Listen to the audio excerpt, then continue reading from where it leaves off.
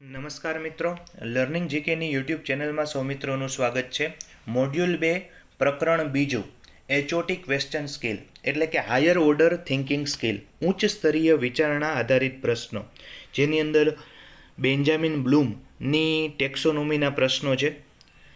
પહેલો પ્રશ્ન જોઈએ, નીચેનામાંથી શું મૂલ્યાંકન સ્તર સાથે સંકળાયેલું છે? તો ખરું કે ખોટું સાબિત કરો. પ્રશ્ન બીજો, શિક્ષણમાં બ્લૂમના વર્ગીકરણનો પ્રાથમિક હેતુ શું છે? તો કે શિક્ષણના ઉદ્દેશોને જટિલતા અને વિશિષ્ટતાના સ્તરોમાં વર્ગીકૃત કરવા. પ્રશ્ન ત્રીજો, નીચેનામાંથી કયું બ્લૂમના વર્ગીકરણમાં ઉચ્ચતમ સ્તર દર્શાવે છે? તો જવાબ છે સર્જન કરવું. પ્રશ્ન ચોથો, એક શિક્ષક વિદ્યાર્થીઓને વૈજ્ઞાનિક લેખ વાંચવા આપે છે અને તેમને લખાણમાં ધારણાઓ અને પૂર્વગ્રહને ઓળખવા માટે કહે છે. આ પ્રવૃત્તિ બ્લૂમના વર્ગીકરણના કયા સ્તરની ગણાય છે? તો જવાબ આવે છે વિશ્લેષણ કરવું. પ્રશ્ન 5, નીચેના પૈકી ઉચ્ચ સ્તરીય વિચારણા કૌશલ્યની લાક્ષણિકતા કઈ નથી? તો જવાબ છે સ્મૃતિ. પ્રશ્ન 6, બ્લૂમના વર્ગીકરણમાં કયા સ્તરમાં સમજણ ઉપરાંત જે તે માહિતીને ભાગોમાં વહેંચવાનો સમાવેશ થાય છે?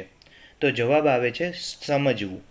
પ્રશ્ન 7, ઉચ્ચ સ્તરીય વિચારસરણીની કુશળતામાં બ્લૂમના વર્ગીકરણના સર્જન સ્તરનો જ સમાવેશ થાય છે? તો જવાબ આવે છે ખોટું.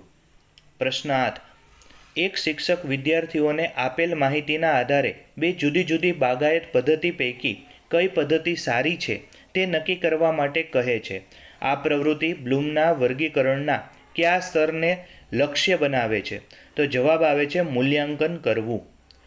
પ્રશ્ન નંબર 9, પાઠ આયોજનમાં બ્લૂમના વર્ગીકરણનો ઉપયોગ કરવાનો મુખ્ય ફાયદો નીચેનામાંથી કયો છે? તો જવાબ આવે છે તે વિદ્યાર્થીઓમાં ઉચ્ચ સ્તરીય વિચારવાની કુશળતા વિકસાવવામાં મદદ કરે છે. પ્રશ્ન નંબર 10, નીચેના પૈકી કઈ પ્રવૃત્તિ ઉપયોજનનું ઉદાહરણ છે? તો જવાબ આવશે રેલવેનું સમયપત્રક જોઈને મુસાફરીનું આયોજન કરવું. અસ્તુ. જય હિન્દ, જય ભારત.